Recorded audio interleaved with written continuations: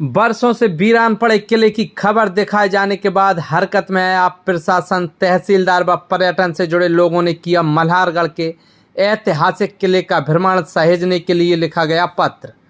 अशोकनगर जिले में एक बार फिर से स्वदेश समाचार की खबर का असर हुआ है और बरसों से अनदेखी का शिकार ऐतिहासिक मल्हारगढ़ के किले की खबर दिखाए जाने के बाद जिम्मेदार लोगों ने इसे के रखरखाव और संरक्षित करने के लिए पहल की है और गुरुवार को गवर्निंग काउंसिल के सदस्य नीरज जैन ने एसडीएम मुंगावली को न केवल इसको सहेजने व संरक्षित करने पत्र लिखा बल्कि तहसीलदार सोनम शर्मा के साथ इस किले का भ्रमण भी किया है और बारीकी से इसको अंदर से देखा और अब शासन स्तर पर इसको संरक्षित करने के लिए प्रस्ताव भेजने की बात जिम्मेदार कहते नजर आ रहे हैं। दरअसल देखा जाए तो सदियों पुराना है मल्हारगढ़ का किला लगातार अनदेखी के चलते क्षतिग्रस्त होता जा रहा है और यहाँ पड़ी तोपें भी चोरी हो गई हैं, जिसकी जमीनी हकीकत और इसकी दुर्दशा की तस्वीरें स्वदेश समाचार ने ग्राउंड जीरो से दिखाई थी,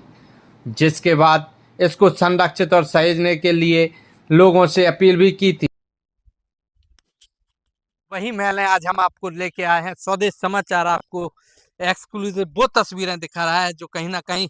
राजा और रानी के महल के रूप में इस मल्हारगढ़ किले की भव्यता सजोए हुए हैं। लेकिन यदि देखा जाए तो इस पूरे किले में कहीं ना कहीं ये पूरी झाड़ियों के बीच में ये तब्दील हो चुका है और ये जो किले के बीच की भव्यता अपने आप में एक अलग ही वानगी कहती नजर आ रही है। शासन से मांग करेंगे कि इस तोप को एक ऐसी ऐतिहासिक हमारे पास जो धरोहर है उसको इस तरह से सहेजा जाए, पर्यटन के रूप में इसको एक डेवलप किया जाए, जिससे कि इस पूरे पुरातत्व विभाग के अंतर्गत इसको लिया जाए और एक जो पुरातन की जो हमारी धरोहर है उसे इस तरह से सहेजा जाए कि सिर्फ जो कागजों में और कहावतों में ये भेलसा की तोप है वो हमेशा के लिए इस अशोकनगर जिले की शान बन जाए। स्वदेश शर्मा, स्वदेश समाचार, अशोकनगर। और इसके बाद पर्यटन समिति के सदस्य व अधिकारियों के यहाँ पहुँचना यह उम्मीद अवश्य जगाता नजर आ रहा है कि आने वाले समय में इस ऐतिहासिक धरोहर को सहेजने के लिए प्रदेश व केंद्र सरकारें अवश्य गंभीरता बरतेंगी और पर्यटन व पुरातत्व विभाग के लोग यहाँ जल्द ही पहुँचेंगे और इसको संरक्षित करके आने वाली पीढ़ियों के लिए इसके इतिहास को सहेजा जाएगा। मल्हारगढ़ किले के संरक्षण और जीर्णोद्धार के लिए मैं काफ़ी वर्षों से प्रयासरत हूँ। मेरा बहुत लगाव चूँकि विरासत के प्रति हमेशा से रहा है, तो मल्हारगढ़ किला चूँकि हमारे ज़िले का एक महत्वपूर्ण किला रहा है और उस किले की एक खासियत ये है कि बहुत ही एक मिलिट्री ऑपरेशन के लिए तैयार किला है। लगभग 30 बीघा में बना हुआ किला जो कि बेहद ही मजबूत किला माना जाता है और चारों 8 बुर्जों के ऊपर उसमें तोपें रखी हुई हैं और चारों तरफ वाटर बॉडीज़ हैं और तकरीबन 2 हेक्टेयर में पीछे वाटर एक बहुत बड़ी लेक बनी हुई है और मात्र 1.5 से 2 किलोमीटर बेतवा नदी उसके पास से बहती है। तो उस दृष्टि से बहुत महत्वपूर्ण किला है चूँकि, लेकिन अभी भी वो असंरक्षित है, पूरी तरह से ऑर्फन पड़ा हुआ था। तो उसके लिए हमने काफ़ी साल से प्रयास की। फिर मैं कुछ वर्षों पहले हमने पत्राचार प्रशासन के साथ किया। नतीजतन डीएटीसी की मीटिंग में उस प्रस्ताव को लाया गया कि हम इसको संरक्षित कराएंगे और शासन को लिखा गया। अभी इसके पहले समाचार पत्रों में भी उसके बारे में छपा, हम लोगों के हवाले से, कुछ हमारे इतिहासकार मित्रों के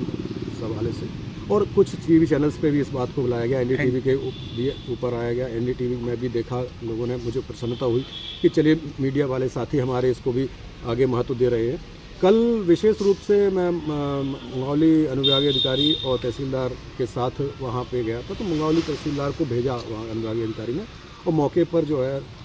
प्रस्ताव बनाकर और उस मौके का मुआयना किया गया और एक हम लोगों ने अवलोकन करके और शासन को इस संबंध का प्रस्ताव, आशय का प्रस्ताव बनाकर भेजा है कि अधिसूचित करके इसको संरक्षित सूची में शामिल किया जाए और उसका जीर्णोद्धार किया जाए। इसका बहुत महत्व रहेगा और आने वाले समय में मल्हारगढ़ किला देखने के लिए देश विदेश से लोग तक चंदेरी और मल्हारगढ़ मुंगावली क्षेत्र को आया करेंगे।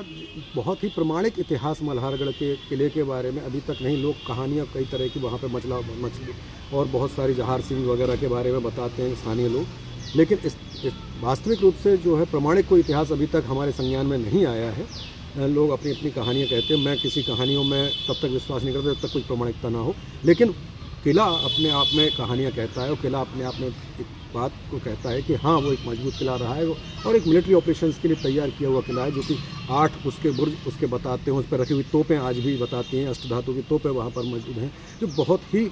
आज भी अपने आप को कई तरह से सबूत पेश करती हैं कि हम वहाँ पे कुछ थे। तो मैं ये चाहूँगा कि आपके माध्यम से भी ये चाहूँगा कि शासन प्रशासन इसमें तेज़ी लाए, उसको संरक्षित करके और आगे लोगों को देखने को मिले।